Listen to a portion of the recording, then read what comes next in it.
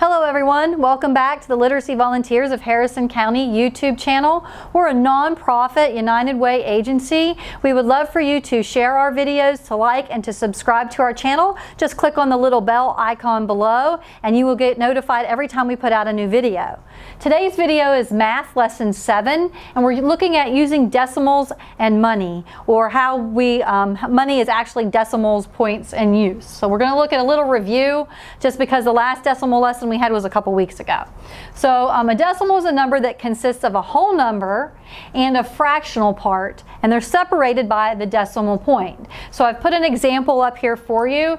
We have 1,672 and 764 thousandths, or 0.764, and I just put that, and here's our whole number. The 1 is in thousands place, the 6 is in hundreds place, the 7 is in tens place, and the 2 is in ones place.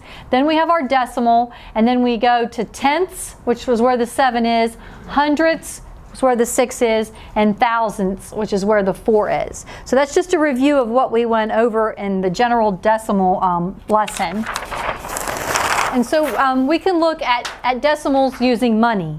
So our first example, if I told you we have $1.25, how do we write that? What does that look like when we express it in numbers? So remember, you always have to have your dollar sign. So we have our 1 and then our decimal and 25 cents. But what does that mean? 1.25.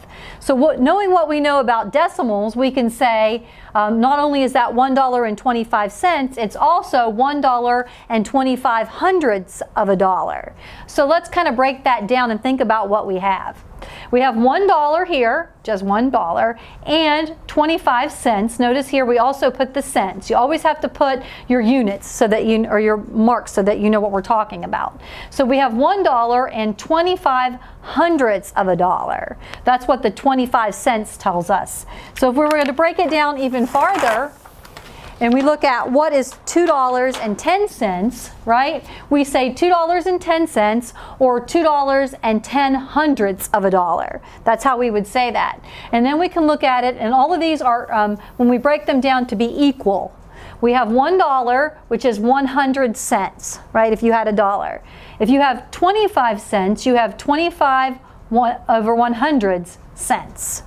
If we only had 10 cents, we would have 10 100ths. If we have 5 cents, we have 5 100ths. If we have 1 cent, we only have 1 out of 100 cents. All of those are equal in that $1 is 4.25 cents. It's also 10 cents. It's also 25 cents, 20 nickels, or 100 pennies. So if you would go to the store and something cost $1, you could give them 100 pennies, that's $1. You could give them 10 dimes, that's also $1. So we're looking at the fractional decimals. Hold on for just a second. All right. So let's look at adding decimals using money. So we want to add up and see how much money we have. That's always important to know, like even especially if you've got your piggy bank out. So what is $2.25 plus $3.10? The first thing you need to do when you add is to line up our decimals. We're going to set them up here. We have $2.25. There's your decimal, your point. $3.10. So we line up our points and then add. 5 plus 0 is 5, right? 2 plus 1 is 3. 2 plus 3 is 5. So we have $5.35. That's the way we add money using decimals. Here's another example. It's a reading problem. So let's look through and to see what we're going to add. If you have $6.15 and then your best friend has $2.35 and your brother has $10.50 and we want to pool all of our money to buy something, we need to know how much money do we all have together. So we line up the decimals again. We have our $6.15. Here's our $2.35 and our $10.50. And then we just add. 5 plus 5 is 10, right? You have to carry your 1. 1 and 1 is 2, and 3 is 5, and 5 is 10. Carry your 1. 1 and 6 is 7. 2 is 9. There's your 9. And then bring down your 1. So all of you together would have $19. So you could buy something that costs $19 or less, right? So we would know. finally, we want to know, but what if we're not looking at decimals and we still want to add, right? Or not looking at money and we still want to add using decimals. The procedure is still the same. So if we want to add what is 167.656 and 545.008. We're still going to align the decimals and then add.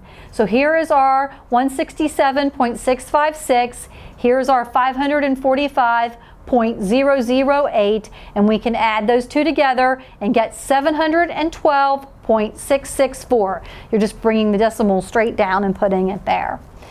So we could say that 712 and 664 thousandths, or 0.664. Either way is correct. The last one is a longer, sometimes we use math in math class, but sometimes we also use math in science class. So say you're doing a lab and your teacher says, we're going to weigh all these samples of sugar, or they may say we're going to mass them. But we're looking at the samples of sugar in a lab, and I need to know how much we have in all of these samples. So we weigh our first sample, and it weighs 67.726 grams, right? So we weigh that one, and then we weigh our second sample, and it was 272.46 grams. And then we're going to weigh our third sample, and it was 121.000 grams. How much do you have altogether? So we can do it the same way. We're going to align our decimals. So we put them all in a line here. Here's our 67.726. Then we line up our 272.46. What I put on here that you can do if you kind of get a little bit confused and you want to keep your place, you can add a 0 on the end here. It doesn't matter, we could add 500 zeros here, it's still the same number. So we can add a 0 just to hold our place so we don't get confused. And then our 121.002. When we add all of those, we end up with 461.118. But what is essential that we need in our answer that we don't have here that we should put down? Grams. Remember we talked about you always put a dollar sign or a cent sign. Here for this answer, we're going to take our pencil and put a G here because our teacher asked us how many grams do we have. And we want to know that we have 461.188 grams. So I hope this was helpful for you to using money and decimals and learning how to add decimals. Math Lesson 8 will be on how to multiply decimals. Thank you for watching, and please give us a thumbs up.